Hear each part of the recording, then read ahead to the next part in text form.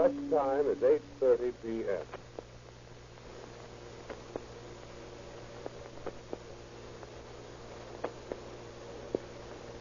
Owing all cars, a presentation of the Rio Grande Oil Company.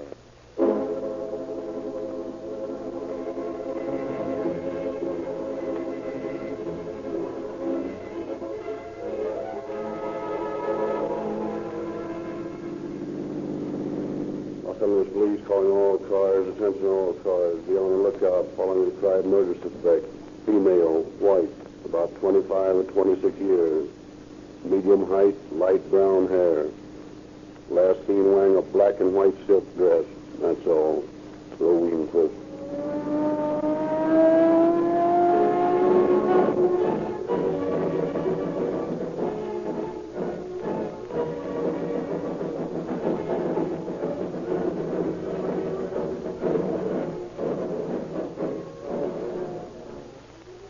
When you hear sirens screaming down the street, remember that police and fire equipment must be powered with the finest gasoline obtainable.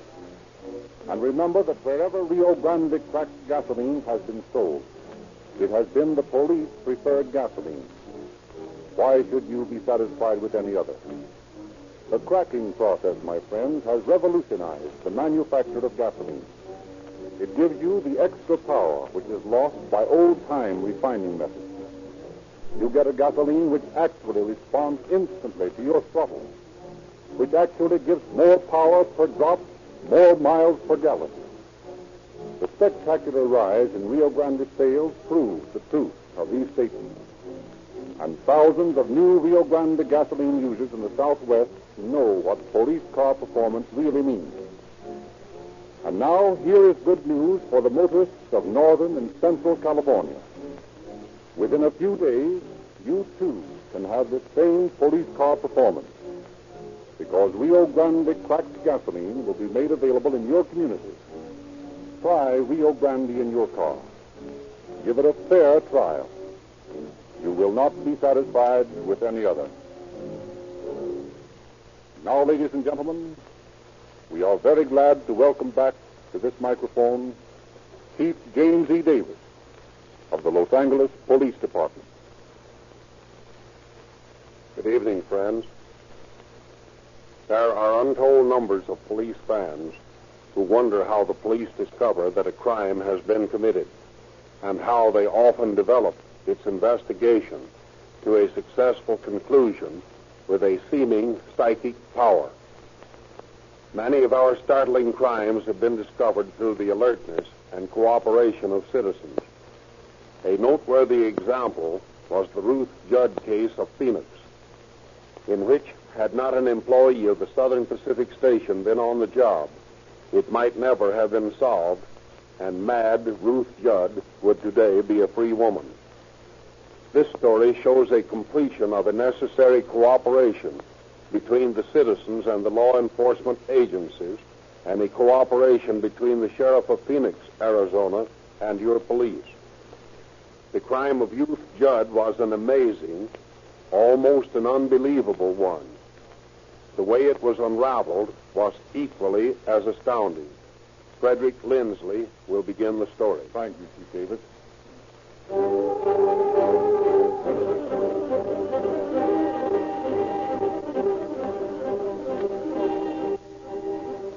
At 7:45 on the morning of October 19th, 1931, train number 3 rose into the Southern Pacific Station from Phoenix, Arizona. Hi, Andy. Oh, hello, Bill. What do you got? Oh, not much. 4 or 5 trunks, and a couple of them stink like the typhus. Oh, deer hunters trying to slip some contraband over on us, huh? Yeah, I guess so. I'd be mighty glad to get them off the car, I can tell you that. Oh, hey, I don't wonder. Gee, they're pretty bad, all right.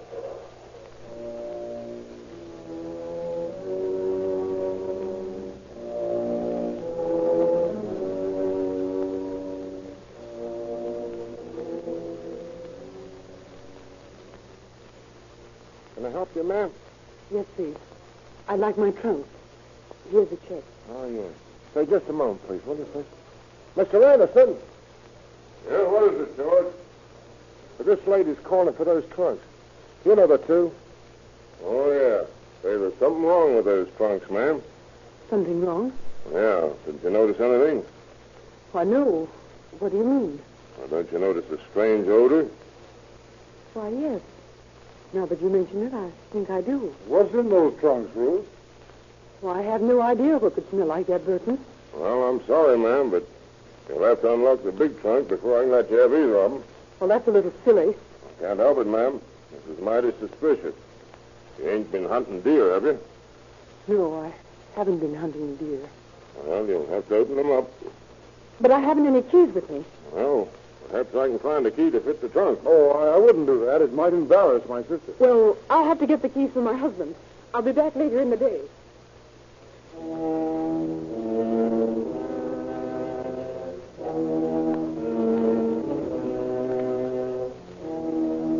When 4 o'clock arrives and the claimant does not reappear for the trunk, Van de Mark, special investigator for the Southern Pacific, telephones the Detective Bureau. And Detective Ryan is dispatched to the station where he hears the story from Anderson and Van de Mark. And that's about all there is to it. They never showed up again. Well, where are the trunks? I had to move them out on the platform. Let's look at them. Sure, this way. Well, there they are. No deer meat ever smelled like that.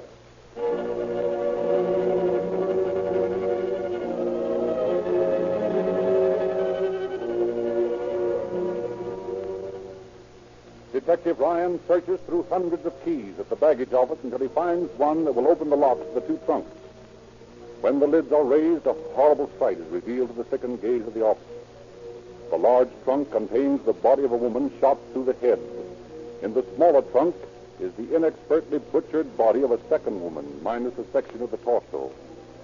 Also found in the trunk are letters, postcards, and snapshots, from which officers are able to identify the victims as Agnes Ann Leroy and Hedwig Sanderson of 152 North 2nd Street, Phoenix. Ryan immediately phones Phoenix police, giving them a description of the man and woman who called for the trunks, and the name and addresses found with the body. An hour later, Ryan receives a call. Homicide detail. Ryan speaking. Just a moment, Lieutenant. Phoenix is on the wire. Go ahead, Phoenix. Hello, Ryan? Yes? This is Captain Bowers in Phoenix. Oh, yes, Captain. What'd you find out? Well, that house at 152 North 2nd Street has been vacant for several days. Neither Mrs. Leroy nor Miss Samuelson has been seen by the neighbors since last Friday night. I guess they're the victims, all right. Seems to click. Yeah. Well, we've got an almost positive identification of the Samuelson woman from the snapshot. But we can't be so sure about Leroy. She's pretty badly messed up. Find out anything else? Yeah. From the description you gave me of the woman who called for the trunks, I think she's Mrs. Ruth Judd. Judd. She's about 25 or 27, blonde and pretty. That checks. Her husband is Dr. William C. Judd, and he's in Los Angeles or Santa Monica. Oh, yes. Yes. She communicates with him at 654 13th Street, Santa Monica. Oh, wait till I get that. 654 13th Street, Santa Monica. Right. I don't think there's any doubt that she's the woman we want, because she left here Sunday evening on train number 3, and her landlord tells me he hauls 2 trunks, a large one and a small one, to the depot for her. Say, that's great, Captain. I think we're getting somewhere now. Well, you can count on me for any assistance I can give you. Okay, and thank you very much. What's the dough, Brian? Plenty, Inspector. They tell me that our description matches that of Mrs. Ruth Judd, who left Phoenix by number 3 Sunday night. Well, that's verified by this wire I got from the ST while you were talking. They say that those trunks were checked by a woman who gave her name as Mrs. McKinnell. But the same woman bought her ticket under the name of Mrs. Judd. I'll get it. Homicide detail, Inspector Davidson speaking. Torrey speaking, Inspector. I've been tracing down the license number of the Ford that woman came for those trunks in. Yeah? What'd you find out? Well, the woman it's registered to says she sold it for junk to a young fellow on New Hampshire Street. We talked to him, and he said he sold it to Burton McKinnell. McKinnell? Why, that's the name those trunks were checked in. Well, this McKinnell lives in Beverly Glen. We're out at his house now. Anyone home? No, but there's some sandwiches in a sack on the table and half a lemon pie. Might have been bought for this Judd woman. Stay out there and pick up anyone who returns to the place. Yes, sir. Well, this McKinnell, whoever he is, ties into the case, Ryan. Oh. That car this woman used when she gave for the trunk belonged to him. Yeah? Yeah. And probably the young man with her was McKinnell. I've got Tories staking the joint. I hope somebody goes back there. It's our only clue. Oh, no, it isn't, Inspector. What do you mean? I didn't get a chance to tell you before. But this Judd woman has been communicating with her husband, Dr. Judd, at 654 13th Street in Santa Monica. Here, there's the dope. Say, that's swell. Clark, Bergeron. Yes, sir. Go down to this address in Santa Monica and talk to this Dr. Judd and find out what he knows about this murder.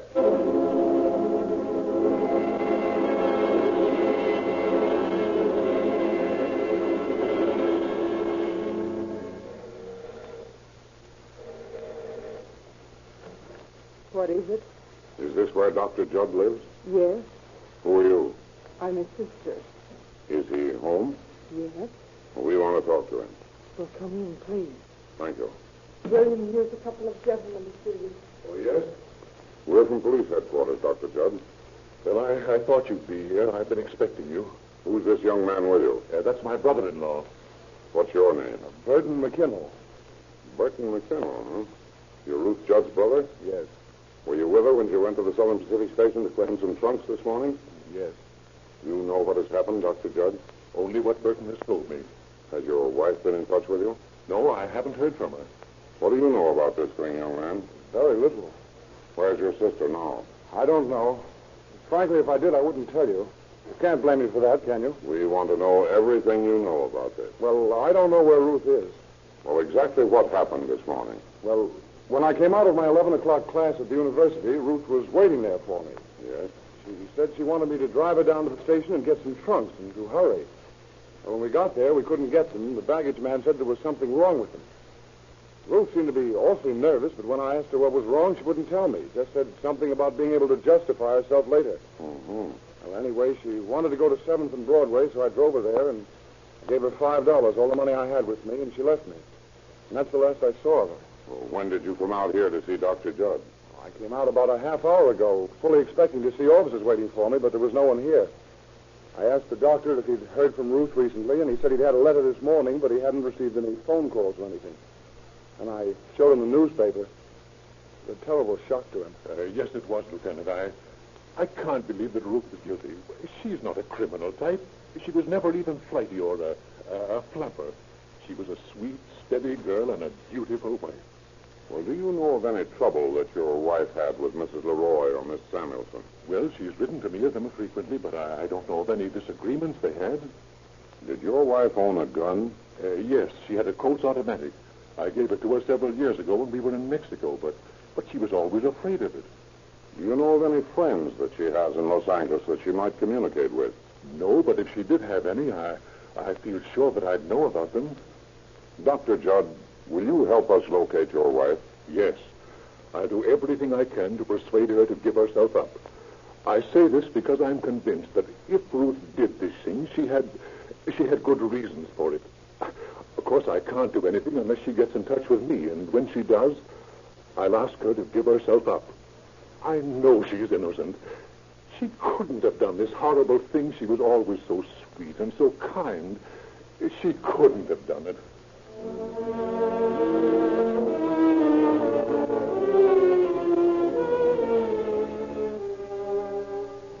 Later that night, the missing section of Hedvig Samuelson's body is found, jammed into a suitcase, which had been left in charge of the matron in the ladies' restroom at the Southern Pacific Station. The matron's description tallies with the other descriptions of Ruth Judd.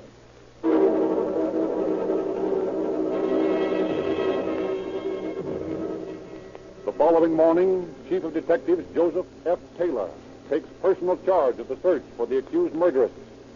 He holds counsel of war in his office. Looks to me as though she couldn't get far if she's only got the $5 her brother gave her. My hunch is she's somewhere in this town right now. Nevertheless, I want men to watch every railroad station, steamship dock, airport, and bus line in case she tries to duck out. Take care of that, Inspector. Yes, sir. And, Inspector, Yes, sir. ask the immigration officials to watch for her at the border. She speaks Spanish fluently, and she might try to get over the line to Mexico. Yes, sir. Autry. Yes, Chief. Put our description on the state teletype to all points and broadcast it to all radio cars. Yes, sir. Also broadcast direct to citizens, asking them to report all women hitchhikers. I'll do that, sir, and I'll get the local radio stations to cooperate. That's fine.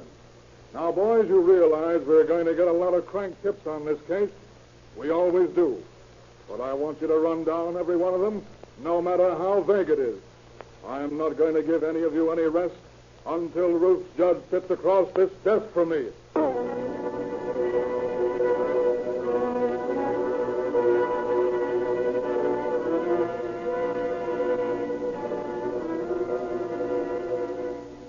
While scores of police search for Mrs. Judd, while Dr. Judd and Burton McKinnell are kept under constant surveillance, while an officer is stationed in the house of Dr. Judd's sister in Santa Monica to investigate every telephone call, while newspapers scream headlines characterizing Winnie Ruth Judd as a velvet tigress, 3 long, fruitless days go by, during which nothing develops but a tangled welter of statements from Phoenix acquaintances of the principals of the crime that makes the motive for the crime more and more obscure.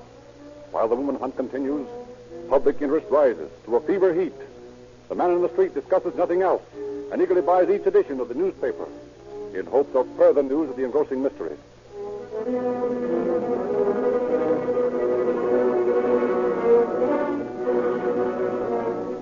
On Tuesday morning, the Los Angeles Examiner offers a $1,000 reward for information leading to the apprehension of Ruth Judd.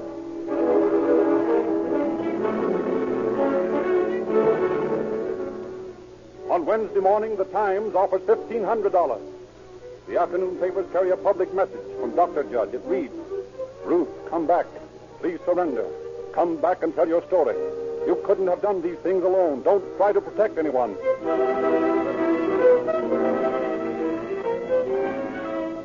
On Thursday, Dr. Judd states that if he could have but 5 minutes alone with his wife, he could persuade her to give herself up, whether she is right or wrong. Friday, the tension grows as men stop to discuss the case on the streets, as housewives chat with neighbors about this amazing member of their sex. Across the entire city sweeps the feeling that something has to happen. Then, shortly after noon, in the office of the attorney retained by Dr. Judd, the phone rings.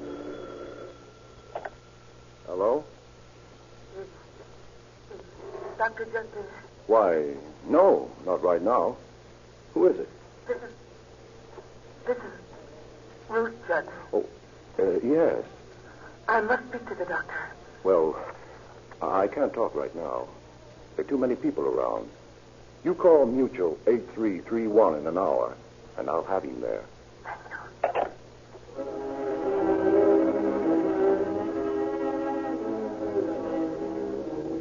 The attorney rushes to the Hall of Justice, where Dr. Judd is attending an inquest on the bodies of the 2 victims.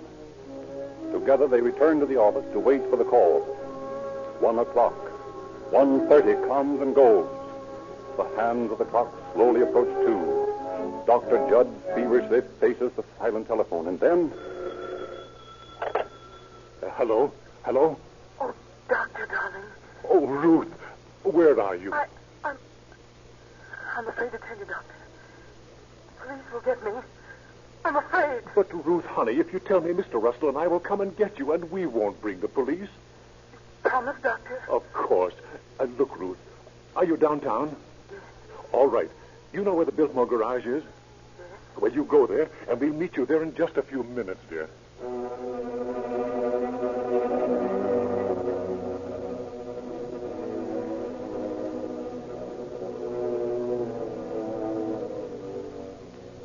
Judge Russell arranges with a friend of his who owns an undertaking parlor on Bunker Hill to meet them with a car at the Biltmore garage and take them to his establishment until he can question his clients.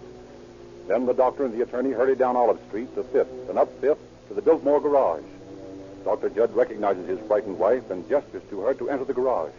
Then he goes in by another entrance and motions her to get into the funeral director's car. He follows her a moment later. Oh, Doctor, darling. Don't let the police get me. Don't let them get Now, me. don't you worry, darling. You better crouch down on the floor, Mrs. Judd. All right. Okay, Dave, let's go.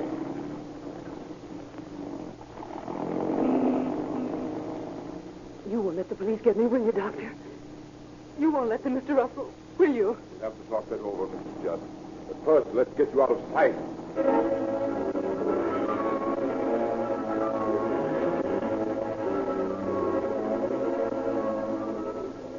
And at about the same time in Chief Taylor's office in the city hall, a tense group of cigarette-smoking reporters wait, their eyes hollow from 3 sleepless nights on the job. Well, if you ask me, she'll come drifting in on the beach one of these days. She was going to throw those trunks in the ocean. She's probably done the same thing with herself by this time. No, I think you're all wrong there. Now, my theory is that she... Hey, pipe down. Madeline's got a call. Chief Taylor's office. Yes, he's in his office. Just a minute, please. Sounds hot. Who was that, Madeline? Just a personal call. Oh, come on, Madeline, don't hold out. Yeah, on will you us. break down? Well, if you must know, that was the chief's wife wanting to know if he'd be home to dinner. Well, whose call is he waiting for, I Madeline? told you, boys, I don't know. And we thought you were our pal. Sure I am, but I don't know any more about this than you do. Wait a minute. Maybe this is it. Chief Taylor's office. Just a moment. For you, Al. Well, thanks. Hello? Oh, yeah? Oh, yeah. Yeah. Okay. Well, what was it? Oh, nothing. The desk just phoned to be sure that I was here, that's all. They got your number, all right. Checking up on you, huh? Yeah, well, I guess I'll be running along. Running along? Where? Well, where do you suppose? Do I have to raise my hand? That doesn't sound right to me. I'll bet he's got a tip. Chief Taylor's office. Yes, just a minute, please. For the chief? Yes. Well, who was it this time? His grandma? Miss Hannah, Yes, Chief. come in, please. Yes, sir. Close the door. I want you to phone the Alexandria Hotel and tell District Attorney Andrews to come down here and wait for me. He was returning to Phoenix tonight. Tell him to cancel his reservation. That he use his phone in here. Have they found her? Yes, and I'm going over to get her right now. Now, what's the word, Chief? How about a statement, Chief? Nothing new yet, boys. Well, where are you going? Me? Oh, I'm just going out to get some cigarettes. Well, boys, maybe we all better go out and get some cigarettes.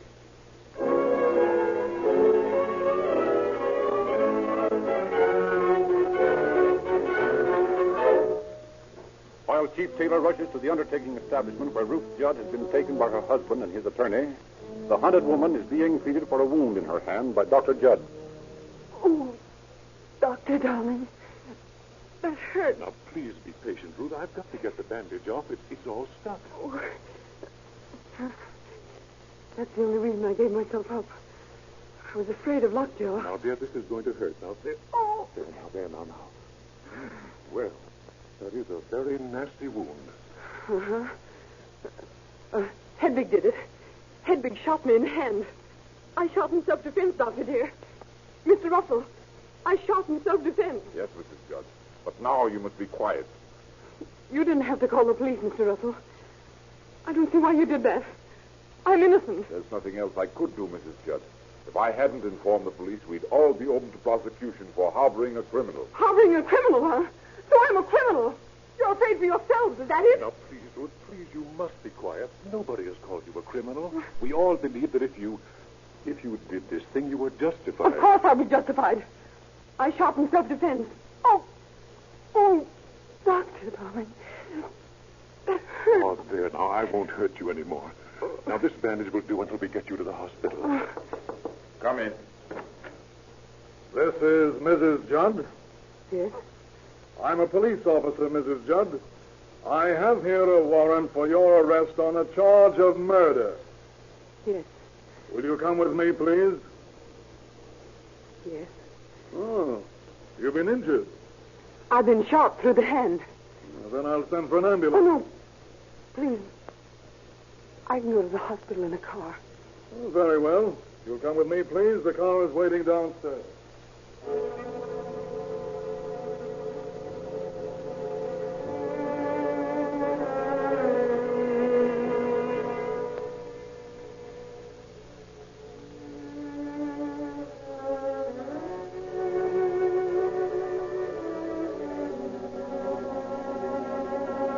After her hand is dressed, Ruth Judd is escorted to police headquarters, but on advice of counsel refuses to answer any of the police officers' questions.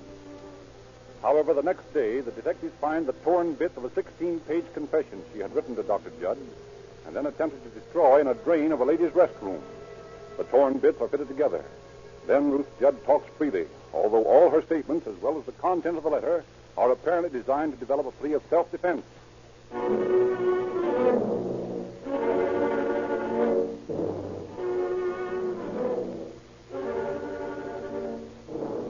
On October 29th, Ruth Judd is removed to Phoenix. And on January 19th, 1932, she goes on trial for her life. A trial which is highlighted by the alternate moodiness and hysteria of the accused and by the battles of alienists on both sides in an attempt to build up and tear down an insanity plea. On February 8th, the prosecuting attorney opens the argument for the state. Gentlemen of the jury, you have heard the arguments of the distinguished alienists for the defense. You have heard them testify to the alleged glandular disorders of the defendant. This is absolutely ridiculous and absurd, and it's the rankest nonsense.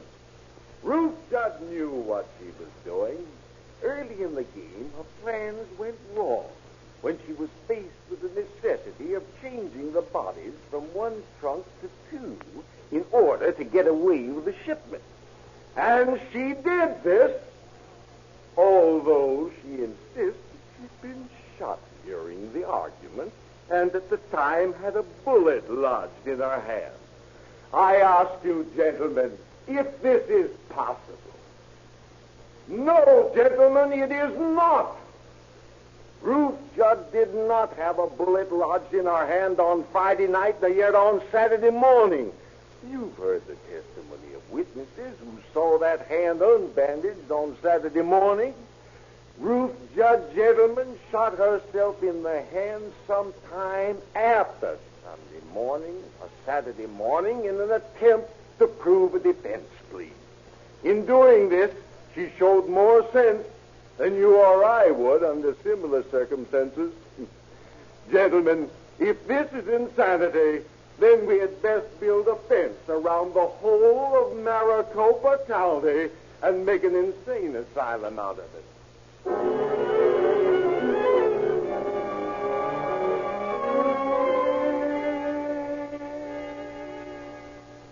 This trial has been a ridiculous farce, a weak attempt on the part of my honored colleagues, the prosecution. For, gentlemen of the jury, the state has not even proved that Mrs. Judd has committed this crime. The state has failed to show that Mrs. Judd was even at the murder apartment. You have heard the testimony regarding the pitiful delusions of motherhood suffered by the accused. You've heard of her unbalanced nature. Poor creature, a victim of a hereditary strain of insanity, she is not at all times responsible for her acts. I ask you, gentlemen of the jury, deal with her as you might with an erring sister. Understand her as you might a sick child. I ask you, gentlemen, to bring back a verdict of not guilty by reason of insanity, and let the state take care of this woman as a sick person, and not as a corpse.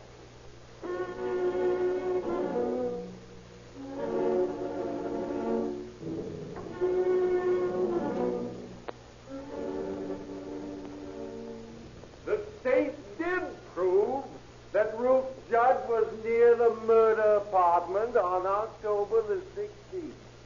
You've heard the testimony of P.W. Jergamy, the streetcar conductor, who stated that he had seen Ruth Judd alight from his car near the bungalow where the crime occurred at 10 o'clock on either Friday or Saturday night.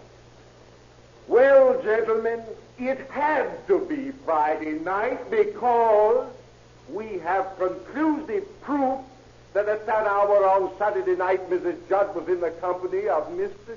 Schwartz, the transfer man who had been called to move the trunk containing the body. This woman, Ruth Judd, is a cold-blooded murderer to attain her ends. Now, when we qualified you as jurors in this case, you told us you believed in the assessment of the death penalty in the proper case, that you thought the death penalty law, as written on the statute books, of the state of Arizona was a good law? If this is not a proper case for the assessment of the death penalty, then I know of no such case. In behalf of the citizens of Arizona, your friends and neighbors, I ask that you bring back a verdict of guilty with death as the penalty.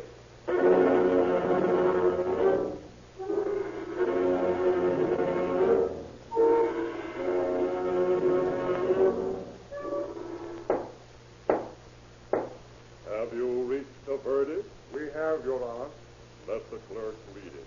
We, the jury, find the defendant guilty of first-degree murder as charged and fix the penalty at death.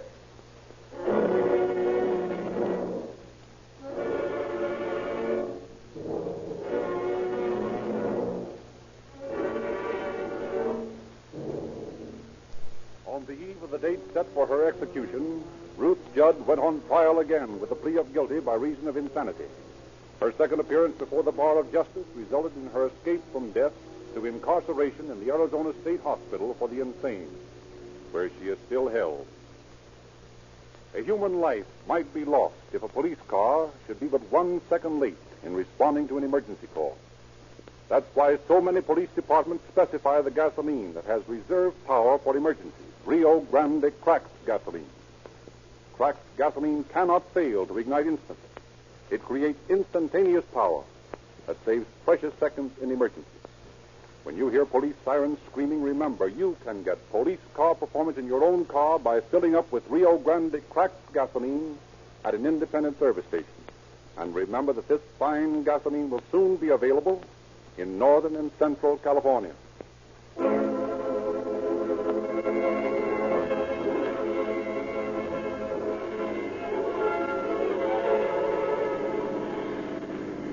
Los Angeles Police calling all cars, attention all cars, cancellation broadcast 43 regarding a trunk murder. Suspect in this case now in custody. That's all. Rosenquist. This is Frederick Lindsley saying good night.